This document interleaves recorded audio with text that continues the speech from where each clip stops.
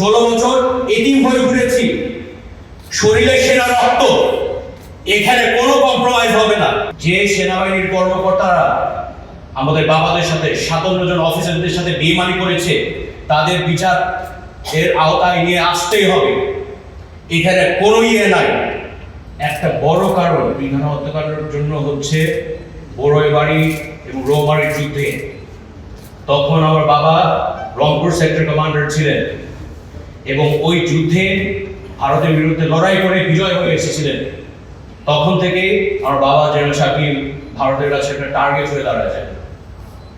বাবা যখন বিডিআরের ডিজি হয়ে ভারতের আধিপত্যের বিরুদ্ধে লড়াই করতে এসেও বাবা বিজয় হয়ে এসেছিলেন এবং বাবা যখন ডিজি তখন 2007-08 সাল থেকেই কিন্তু ভারত পরিকল্পনা শুরু করে।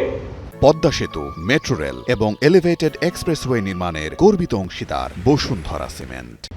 যার কারণে বিডিআর হত্যাকাণ্ড শেখ হাসিনা ভারতের স্বার্থে আর নিজের ক্ষমতায় টিকার স্বার্থে এই জঘন্যতম হত্যাকাণ্ড বাস্তবায়ন করে। আমি একটা কথা বলতে চাই, এই বিচার প্রথম আমাদের দেশের মীর জাফর দিয়ে শুরু করতে হবে। যে সেনাবাহিনীর কর্মকর্তারা আমাদের বাবাদের সাথে 57 জন অফিসারদের সাথে বেইমানি করেছে, তাদের বিচার এর আওতায় নিয়ে আসতেই হবে। এখানে কোনো নাই।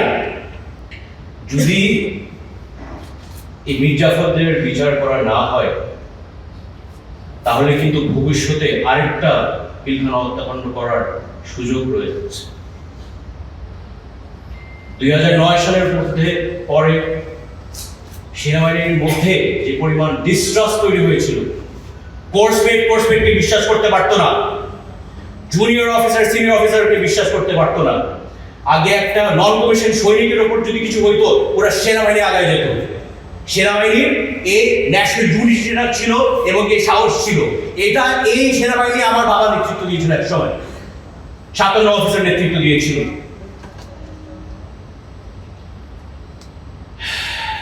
এই বড় বড় হত্যাকাণ্ডের শুধু আমার বাবা মাকে নির্মমভাবে তো হত্যা করে তাদের শান্তি হয় নাই, আমাদের পরিবার পুরো নাম খারাপ করতে লিপ্ত হয়েছে।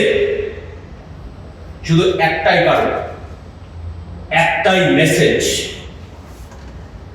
যে ভারত বিরোধী কোন সেনাবাহিনী কর্মকর্তা যদি হয় তাহলে পিলখানার মতোই তাদের অবস্থান হবে। শুধু অফিসারদের তো শেষ করে নাই, পরিবারের মানহানি করতে করতে শেষ করে দিয়েছে। এই মুন্নিসা থেকে এটা প্রথম শুরু হয়। আমি একটা কথা ছোট করে বলতে চাই, যারা এই হত্যাকাণ্ডের সাথে জড়িত আমাদের সাধারণ পরিবার রেপুটেশন ধ্বংস করার জন্য চেষ্টা করেছেন, একটু মনে রাখবেন, আমি জেনারেল শাকিলের সন্তান, কোনো ছাড় দেওয়া হবে না। এখানে 16 বছর এতিম হয়ে ঘুরেছি, শরীরে সেনা রক্ত, এখানে কোনো কম্প্রোমাইজ হবে না। There will be no if or buts. এদের বিচারের আওতায় নিয়ে আসতেই হবে। যতদিন বুকে দম আছে এই হত্যার বিচার আমি করে ছাড়বো ইনশাআল্লাহ।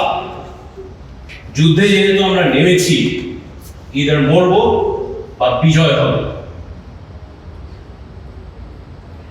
রিপোর্টে যাদের নাম এসেছে আমরা চাই সরকার এখন দ্রুত প্রসিডিংস শুরু করে দেওয়া উচিত এবং 16 বছর অন্যায়ভাবে অনেক সামরিক কর্মকর্তা অন্যায়ভাবে যারা বঞ্চিত হয়েছেন বা চাকরিচ্যুত হয়েছেন, যে দেশপ্রেমিক সেনাবাহিনীর কর্মকর্তা অন্যায়ভাবে যদি কোনো বিডিআর সৈনিক যদি চাকরিচ্যুত হয়ে থাকে তাদের পক্ষেও যেন সরকার পদক্ষেপ নেয়, এটা আমরা জোর দাবি জানাচ্ছি আমাদের।